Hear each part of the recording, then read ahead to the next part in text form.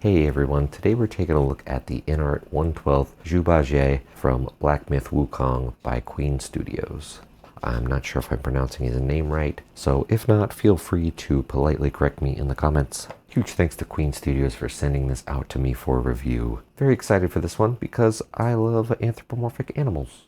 Here's a look at the package. It's not really going to be one for inbox collectors since there's no window to see the figure inside, but it does have some art of the figure here on the front along with some logos at the bottom here. We'll say the name and Black Myth Wukong on the side. And some info on the back and the bottom. Here he is out of the package. And just real quick, here's a comparison to the Noda Wukong so we can see the scale we're working with here. It's very tiny. Now, despite his small size, this is one of the best sculpts I've seen at this scale. I mean, there's just so much texture in the fur, and the eyes look so lifelike.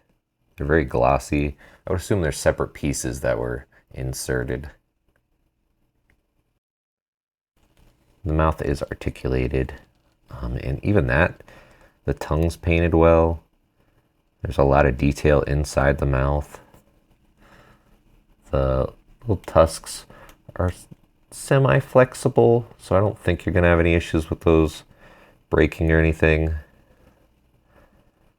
The paint on the fur looks fantastic. There's a dry brush and some airbrushing on the top there for the black on the ears and the top of the head.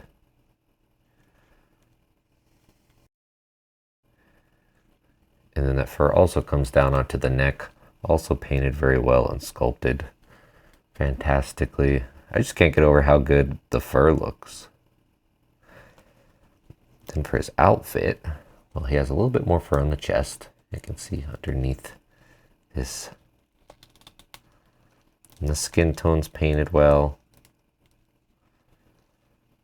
He has his little beaded necklace here that has a bit of a brown detail on the side there. And his scarf. Everything either has a wash or a dry brush on it to help bring out some of the texture and details, and it looks really nice. The coat has little patches on it, and it has this very nice and pleasant to feel texture to it. The coat's also flexible, so it should get out of the way for what posing he can do. And then there are some like yellowish gold details along the edge, but it looks old and tattered and very nice. Now at the belt, he has some more little detail bits, some bones and ropes and things.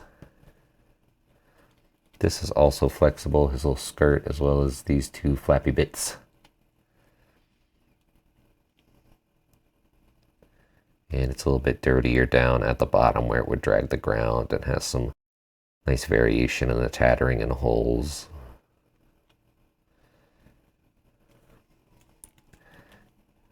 His little hands are sculpted well.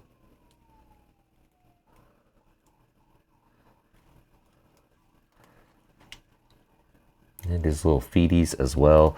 I will say the feet are sometimes a little difficult to get him to stand. We'll see more of that in the articulation though.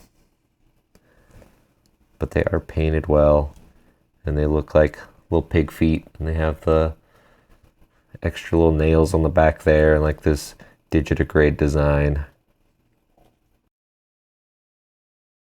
So aesthetically, I think he looks incredible. One of the best sculpts I've seen at this scale. Like I said, I think he just looks so lifelike.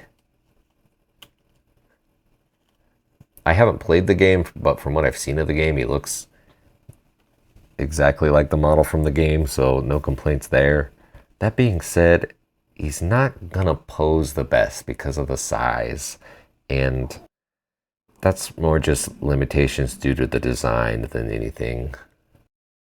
So for the head, there is a ball peg at the top and then one at the neck. So looking up, you can look up this far the hair on the back of the head starts to clash into the scarf. And then looking down, you can bury his chin into his neck, but again, not that far down. Still pretty good though.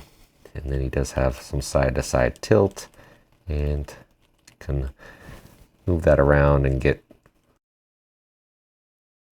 pretty much whatever head position you'd like, only limited by where the fur bumps into the shoulders. The mouth is articulated, but it feels like it's on a ball joint as well because you can kind of shift it side to side a little bit.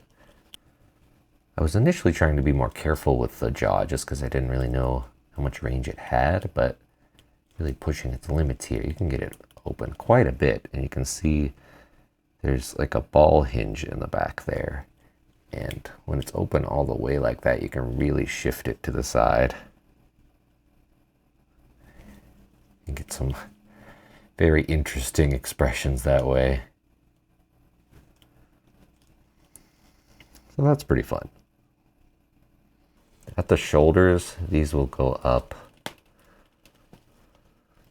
a little higher than horizontal. Full rotation on those, of course. There's a single jointed elbow. You can kind of see the cut there. And where the joint connects is also where there's a bicep swivel and technically a swivel for the forearm. But the range for that is minimal, less than 90 degrees. You can kind of shift this sleeve piece around to maybe get a little bit more range, but that's about as far as it's going to go.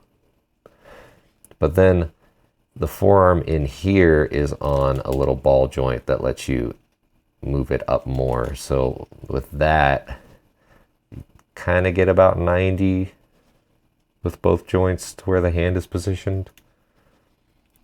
And that can shift around in all directions since it's on a ball. Then the hand itself on a double ball peg as well. So not a ton of range on it, but I think you're going to be able to get most positions you need for the arms.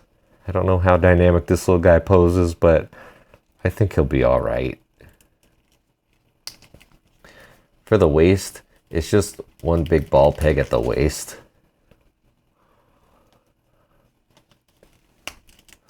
So leaning back about that much forward, just until that little bit of the tum will bump into the peg there. You can maybe shave off some of that, I suppose, if you wanted more range, because I don't think it's gonna be exposed by the belt anyway, but by default, just about that much.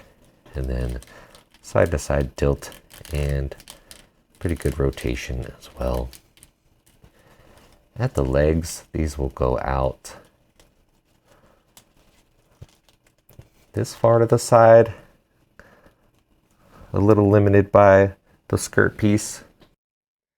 And then you can kick forward. Let's see what's going on in here. Yeah, the leg kind of runs into his like diaper area. So you can kick forward only about this much, back not really any at all. And then for the knee, it's a backwards knee, so it'll hinge forward instead of backwards for the digitigrade design, but you can get a 90-degree bend on that. And there is rotation where the knee connects. And then at the foot, there's a joint where this back section connects to the ankle, where you can get some rotation there. These tiny joints are kind of hard to handle sometimes. So a little bit of rotation there, and it'll hinge back a little bit and forward a little bit. And then this front forefoot and toe section is on a swivel, so you can get your ankle rocker there.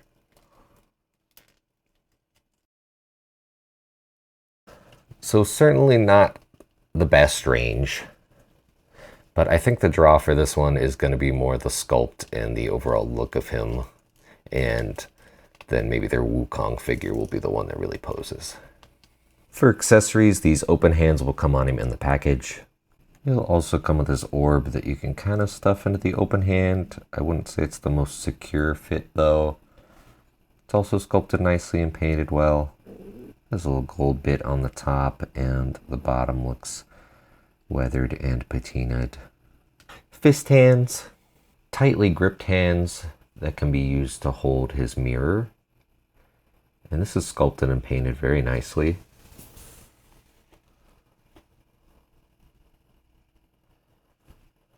There's a little green bit here for him to hold on to with some orange details, and looks nice and patinaed.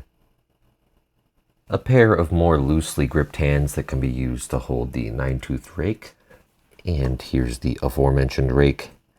It has some nice gold detailing on the end, and then a black handle. And it does have the 9 teeth up here. It's sculpted and painted very well. A lot of nice detailing in there. It's very nice and shiny gold. There's a little dragon head. As well as little dragon designs up here at the top. It just looks really cool. And he can hold this well in his hands. I'll also say the hands are very pleasant to swap out. They're a bit of a softer plastic. Almost like Mezco hands, but not quite as soft. And finally, he'll come with a display stand that you'll almost certainly need because he does have some issues standing up. It's got a tiny arm since he's a little guy, and it does hold on to him well. So I'm glad they included that. For size and comparisons, this figure's standing at about 4¼ inches tall. Here he is next to Inart's previous 1/12 scale figure, Batman, and next to the Noda Wukong. I'm looking forward to the Inart Wukong as well. Hopefully they send me that one for review. And so far I've been very impressed with both of Inart's figures. Here he is next to the Sexy Ice 2019 Mantis and Mezco Woodford. And here he is with an SH Figuarts Naruto and Marvel Legends X-Men 97 Nightcrawler. Overall, I'm very impressed with the 1/12 scale figures Inart is putting out so far. The sculpt on this little guy is incredible. He doesn't have the best articulation, and some of that is a limitation of the size, but I would still recommend it just based on the sculpt and paintwork alone. It's just like a little art piece you could have on your shelf. So if you're a fan of this character, either just from Journey to the West or the Black Myth Wukong game, I don't think you'll be disappointed in this one. I still think you'll be able to get him into some decent poses. You'll probably have to use the display stand that came with him, but I'm okay with that. And I think the sculpt and paint work makes up for the lack of articulation. I'm very excited to see what they put out next. I know their Wukong figure is up for pre-order right now, and I'm very much looking forward to that one. And they've showed some prototypes for a couple other characters like a tiger. So I think it's just fun to have a new line that so far has good, consistent quality and is putting out interesting things that I'm looking forward to. Let me know what you think in the comments below. Are you going to be picking up this figure or the Wukong or any of the Inart figures in general? I hope you enjoyed this video. Perhaps consider liking and subscribing. Maybe leave a little pig emoji in the comments. Thank you for watching. Remember to be kind to yourself and others, and I'll see you next time.